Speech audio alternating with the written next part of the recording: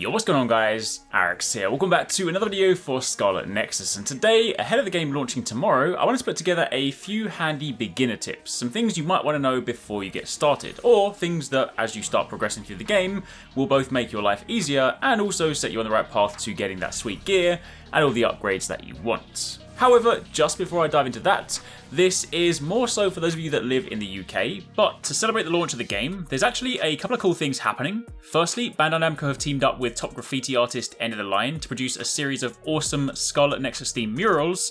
The one you see in the background in this time-lapse is available to view in East London opposite Second Home Spitalfields and will be up for the next month. I'll put the address down below. Then on Friday, in partnership with Cyberdog in Camden Market, Jim Vision from End of the Line will be painting some murals live, and if you head down there, you can not only get involved and paint some stuff too, but there's also going to be some SCARLET Nexus prizes to win, and some prints that I've signed myself. So if that sounds interesting to you, then again, details for all of that are in the description box down below. But anyway, back to the game. When you begin SCARLET Nexus, the game runs you through all the basic stuff. Combat, managing your powers, taking down enemies with badass brain crush moves, and much more. So I don't need to explain the basics to you. Instead, I want to focus on some of the stuff you'll encounter as you play throughout, since this will shape your abilities and your team. First up, we have Bond episodes. A little bit later on in the game, you'll return to a hideout. See this as your base that you'll return to frequently throughout the game in between missions. Here you can save, stock up on items at the shop, and chat to your current party members. And this is where Bond episodes come in. See, if you interact with somebody and they have a pink diamond above their head, then they have a Bond episode available. You can see this as little sort of side dialogues. I will say they don't usually flesh out the main story, but they do flesh out the characters a little bit more, so if that's something you're interested in, then of course dive into it. But more importantly, even if you're not interested in these sort of side stories, their main purpose outside of that is to level up the Bond level of your team. See, as a character's Bond level increases, you unlock more SAS effects, SAS being the ability to link with your party members in combat and borrow their powers.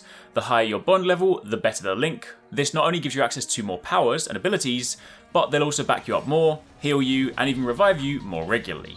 You can increase your Bond level by completing these Bond episodes. A lot of the time it's simply just watching the dialogue, sometimes you'll go out missions, but outside of this you can also give them gifts. When you go to the shop, in the exchange tab there are gifts here, and when hovering over a gift it'll highlight who it is most relevant to, and if they have a heart, it means they'll really love the item. Once you've given it to someone, you'll also see these items show up in the hideout, so long story short, always check to see if you have a Bond episode available and complete them as you go. Furthermore, some Bond episodes are also accessed by responding to one of their brain messages, i.e. text messages, so also be sure to check those pretty frequently.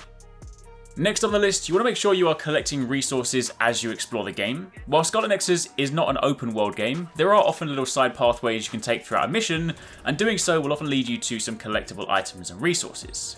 Green collectibles are typically consumable items, meanwhile white glowing ones are tradable items. It's well worth grabbing these as you explore, since doing so will allow you to trade for a range of cool items. Going to the shop and tabbing over to the exchange tab allows you to exchange these items you find, both whilst exploring and also by killing enemies, for items available in the store. These can range from consumables like jellies and potions, to weapon upgrades, plugins, cosmetics, and the aforementioned gifts for your teammates. What's more, trading for weapon upgrades saves you having to spend a bunch of money on weapons, and you can often upgrade beyond what's available to buy in the shop anyway. So getting some of the best weapons in the game typically comes from exchanging items instead. So if you want the good stuff, be sure to grab it as you explore. As you progress throughout the game, you'll be able to unlock nodes in the brain map that give you more plug-in slots, and we'll go over more on the brain map suggestions a little bit later, but this only applies to you. What about your team? Well, if you want to increase the number of available slots for a teammate, since plugins will of course bolster their abilities, make them more powerful, make them survive longer, stuff like that, then you want to go to the shop and exchange for this item here, the parallelization program. Doing so will unlock additional slots for that teammate, allowing you to use more plugins than before. Next up, I mentioned earlier that you can both buy weapons and upgrade them by trading for items. However, in select situations, you can also obtain some weapons and upgrades through side missions. Side missions are accessed by speaking to civilians with quest markers out in the open world. You can do this between missions, and completing some will yield new weapons. It is worth noting, however, that if you're frequently upgrading and trading at the store, chances are you will very quickly exceed the gear you get from side quests, so I wouldn't say they are a huge priority, but they can be a nice extra if you just want something quickly. Now, moving on from there, the brain map. The brain map is where you go to expand your skills and abilities. Ultimately, you can spec this out however you see fit, and as you progress in the game, you'll unlock the bottom 2 sections too. Some upgrades give you new combos, some passive stat boosts, and some more specific things, so I just want to call out a few particular ones that you definitely don't want to miss.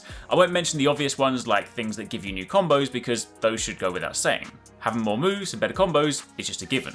Although, with that being said, very early on, Charge Attack is a very nice move. Later on, when paired with the SAS Pyro or Shock, this can clear trash mobs very easily, and there's an upgrade for a second charge level further down the tree. However, a lot of what I want to recommend is down the support tree. The first node unlocks your second plugin slot. This is very useful, and there is a second one of these located further down the tree over here. Doing so will unlock all plugin slots, so you can then have 3 at one time. Then if you continue along this tree, you can unlock the first concurrent SAS activation skill. Having this allows you to have up to 2 SAS abilities active at one time, allowing for powerful combos.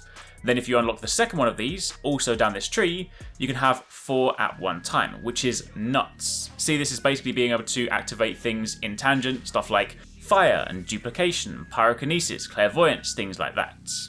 Then down the brainfield tree, reduced damage is another skill that comes in 2 nodes. The first one is here, and the second one is here. Having both of these makes it so that when you are in the brain field mode, you take absolutely no damage, so you are literally invincible. This is very handy later on in the game.